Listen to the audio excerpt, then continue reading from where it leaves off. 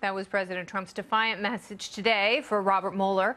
And boy, was the president on the warpath. He called the Russia investigation, quote, ridiculous, slammed the legitimacy of the special counsel, and even claimed the whole thing might be a grudge over a job. Watch. There was no collusion. There was no obstruction. There was no nothing. But it's sort of an amazing thing that when you have a great victory, somebody comes in, does a report out of nowhere.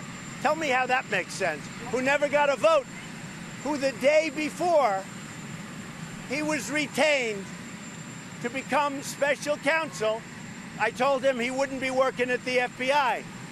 And then the following day, they get him for this. So explain that, because my voters don't get it, and I don't get it. So in summary, the president is claiming the special counsel is illegitimate because the president was voted into office and Bob Mueller was simply appointed. The president also demanded to know why his former Attorney General Jeff Sessions would have ever hired such a person. A lot of us are kind of asking the same thing, but when the report is all done, should it ever see the light of day? Watch. Mr. President, does the public have a right to see the Mueller report? I don't mind. I mean, frankly, I told the House, if you want, let them see it. I want to see the report. And you know who want to see it? The tens of millions of people that love the fact that we have the greatest economy we've ever had. But he also claimed he has no idea when it's going to come out.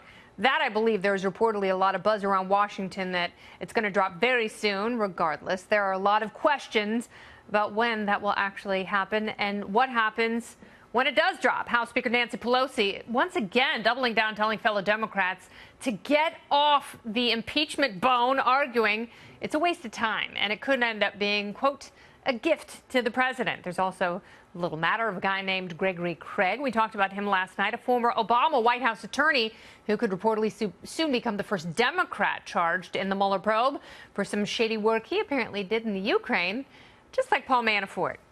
So where do we stand today? Is the president right about Bob Mueller, and should he stay on offense? Joining me now, Republican Arizona Congressman and House Judiciary Committee member Andy Biggs. Welcome back, Congressman.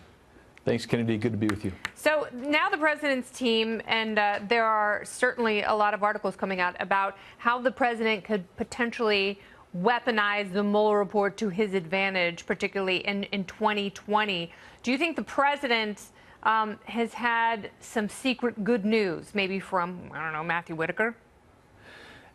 You know, I don't know if he's had secret good news. I mean, Rod Rosenstein's still around, lurking around somewhere, so maybe he leaked something, but I doubt it.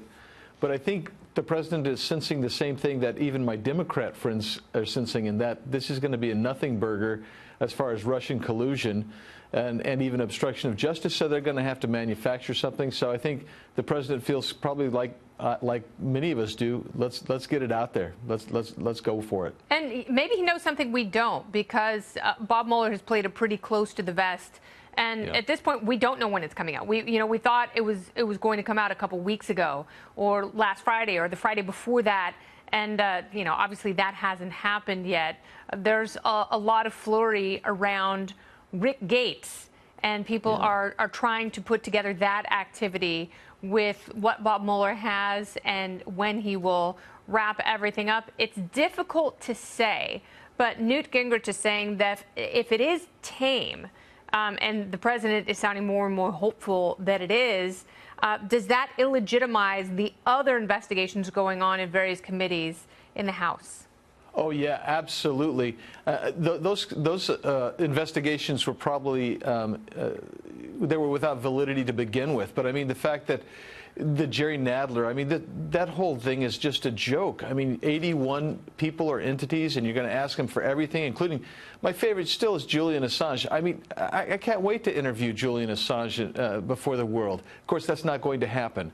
And they know it's not going to happen, but they're doing this because they're playing to their radical base. And then I think, quite frankly, some of my colleagues are very sincere. They're looking for a peg for impeachment, regardless of what anybody says. They still want to get impeachment from on President Trump. And, something that we continuously lose sight of is the reason we have the special counsel investigation, and James Comey admitted this before Congress, it's because he leaked his memos to a friend who then leaked them to the press. And he said he did that on purpose, which, you know, runs counter to the good guy image that he tried to paint in the press, in front of Congress, and in his book. But here we are, was all that cloak and dagger nonsense for no reason?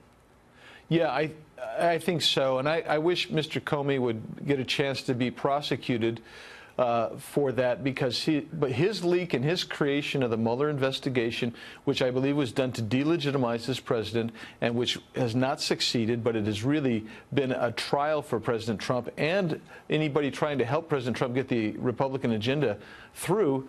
I think he needs to bear the brunt of that, because he's the guy that really threw this whole administration under the bus.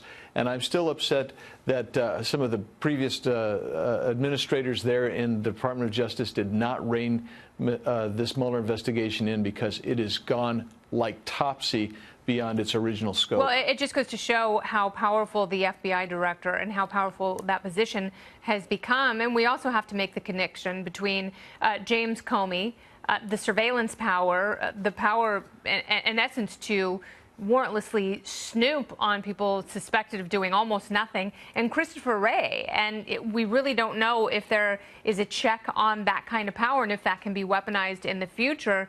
It's interesting, though, this is my last question. When did Nancy Pelosi finally realize that impeachment would be a gift to the president? I don't know, but I'm kind of sad that she did, you know, because because the reality is the more that they go after this president on bogus charges and needless investigations, try to impeach him and sully him up and bruise him up, the more that he's going to be assured of victory. I really believe that, because people are tired of that type of politics, especially they look at the economy's good. They look at the border needs to be solved, and the Democrats don't even acknowledge there's a border problem. These are things that the people want resolved. But when we're doing investigations in, what, 3, maybe 4, maybe even 5 committees of Congress instead of pushing the ball forward, it's going to help President Trump. I really believe that as well. Well, we'll see what happens, Congressman. Thank you so much for taking the time tonight. Thanks, Kennedy. Have a good one.